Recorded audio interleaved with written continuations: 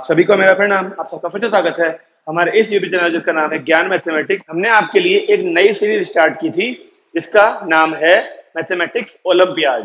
आज उसका second part हम लोग आपके लिए लेके आए हैं और सेकंड पार्ट में बहुत झकास क्वेश्चन है। क्वेश्चन जो है ये ओलंपियाड लेवल का है, लेकिन कुछ स्कूल के टीचर्स जबरदस्ती इस क्वेश्चन को यानी इस टाइप के क्वेश्चंस को स्कूल में भी एग्जाम्स होते हैं ना, स्कूल में मिड टर्म और बाकी जो 40 मार्क्स 50 मार्क्स के एग्जाम होते हैं उसमें भी दे दिया करते हैं। हम इसीलिए आपको समझा रहे हैं कि ये वीडियोस हमारी केवल ओलंपियाड वाले बच्चों के लिए ना होके सभी तरह के बच्चों के लिए है, ताकि हर बच्चा तैयारी कर सके ऐसे क्वेश्चन की।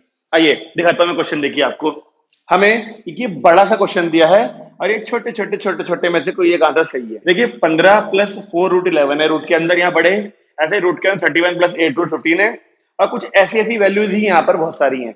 इस पूरे को सिंप्लीफाई करके वो इतने छोटे छोटे आंसर क्या रहा है। तो देखिए थोड़ा सा ना आपको मेंटली भी स्ट्रांग होना पड़ेगा अगर आपको ओलंपियाड के क्वेश्चन करने हैं तो।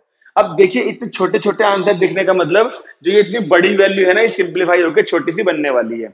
अब बड़ी वैल्यू मल्टीप्लाई में है, छोटी सी तब बनेगी जब ये कट-कुट हो जाती है। तो या तो आंसर 0 1 2 ऐसा कुछ आना चाहिए, इसके चांसेस थोड़े से कम है। चलिए करके दिखाते हैं आपको। सबसे पहले मैं एक हिस्से को दिखाता हूँ सॉल्व करके, फिर इसको दिखाएंगे। रूट के अंदर 15 + 4 √ 11। देखिए इस वाली वैल्यू को सॉल्व कैसे करा जाता है समझने की कोशिश करिएगा। रेशनलाइज जैसी चीज नहीं करनी होती इसके अंदर। हम रेशनलाइज नॉर्मली तब करते हैं जब एक रूट प्लस दूसरा रूट या पहला रूट माइनस दूसरा रूट होता है। दो रूट अलग अलग होते हैं नॉर्मली, तब रेशनलाइज करा जाता है। यहाँ पर पूरा एक रूट है तो रेशनलाइज वाली बात दिमाग में ना लाएं कृपया करके। तो फिर क्या करा जाए, देखिए आपको समझने की जरूरत यह है कि ना यहाँ पर दो टर्म्स हैं। हमें ये इस क्वेश्चन में कुछ ऐसी एक ट्रिक लगानी पड़ती है जिससे कि ये वाली वैल्यू या तो a + b का होल स्क्वायर बन जाए या a - b का होल स्क्वायर बन जाए, और अक्सर बन रहा होता है।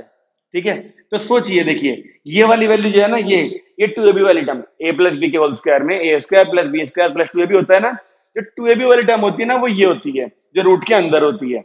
अकेली वाली वैल्यू ये a² b² में होती हैं।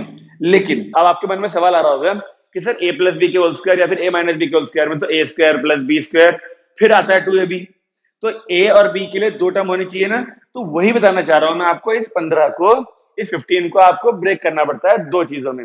15 को तो आप 10 + 5 भी कर सकते हो, 11 + 4 भी कर सकते हो, 9 + 6 भी कर सकते हो, लेकिन जिसकी जरूरत है यहाँ पर वो करना पड़ेगा। देखिए यहाँ पर 11 दिख रहा है साथ में, यानी इस 15 के अंदर से आपको 11 अलग करना पड़ेगा और 4 अलग करना पड़ेगा। देखिए इस 15 को मैं 11 + 4 लिख दूं और ये 4 √ 11 ऐसे कैसा, तो होगा क्या।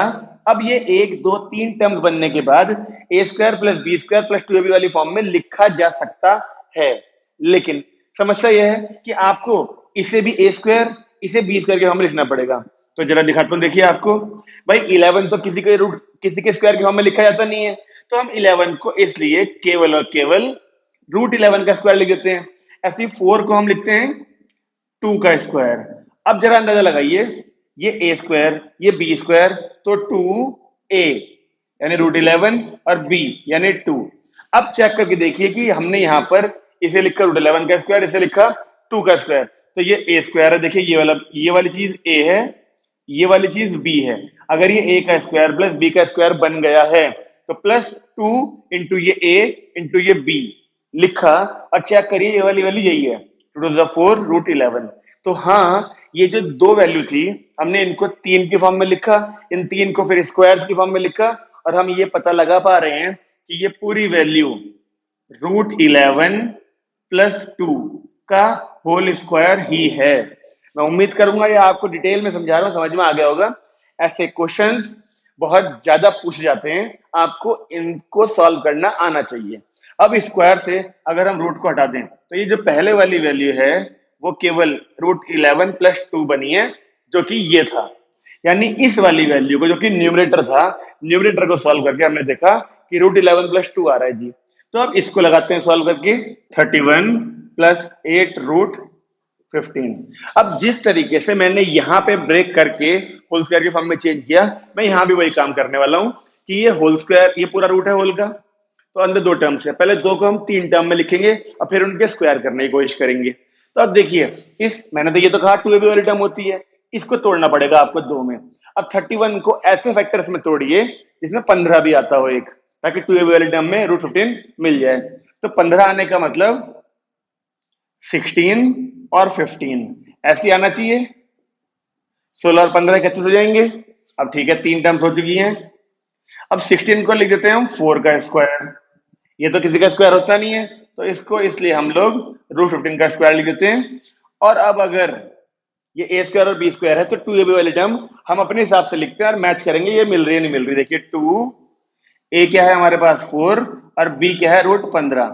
अब चेक करिए 2 4 जा 8 √15 आ गया नहीं आ गया? तो ये वाली वैल्यू को भी हम क्या लिख सकते हैं 4 प्लस √15 का स्क्वायर। अब स्क्वायर से रूट हटे अगर तो 4 प्लस √15, केवल इतनी वैल्यू बनी है दूसरे वाली। अब हमारे पास न्यूमरेटर को सॉल्व करके भी वैल्यू आ चुकी है बिना रूट के, डिनोमिनेटर को सॉल्व करके भी वैल्यू आ चुकी है बिना रूट के। अब इन दोनों को यहाँ पे क्वेश्चन में पुट करते हैं और दिखाता हूं, देखिए कैसे सॉल्व होगा आगे। ऊपर वाली वैल्यू यानी ये रूट में 11 प्लस 2 अपॉन 4 प्लस रूट में 15। अब मैंने केवल ये दोनों वैल्यूज की यहाँ पे पुट करी है वैल्यू। अभी मैं इसको नहीं छेड़ रहा हूं, देखते रहिएगा क्यों। अब मैंने आपसे थोड़ी देर पहले कहा था कि जब ये पूरे ही वैल्यू का रूट होता है तो हम रेशनलाइज नहीं करते हैं। अब देखिए अलग रूट, यहाँ पे कुछ नहीं है तो कोई बात नहीं, ऐसे यहाँ पे कुछ नहीं है अलग रूट। अब हम रेशनलाइज कर सकते हैं। अगर मैं आपसे कहूं कि डिनोमिनेटर के उल्टे साइन से मल्टीप्लाई कर दीजिए, 4 माइनस √15 और यहां भी 4 माइनस √15 कर दीजिए, तो हम जानते हैं कि रेशनलाइजिंग द डिनोमिनेटर का मोटिव क्या होता है। नीचे देखिए यहाँ पर a प्लस बी और ये a माइनस बी वाली फॉर्म हमेशा बनती है, यानी कि a square minus B square. अब वो a square minus B square में 4 का स्क्वायर होगा जो कि क्या होगा 16, और √15 का स्क्वायर होगा वो होगा 15। तो 16 में से जब 15 माइनस होंगे तो डिनोमिनेटर में बचेगा 1, यानी हम ये मान सकते हैं कि डिनोमिनेटर गायब हो जाएगा रेशनलाइज करने पर।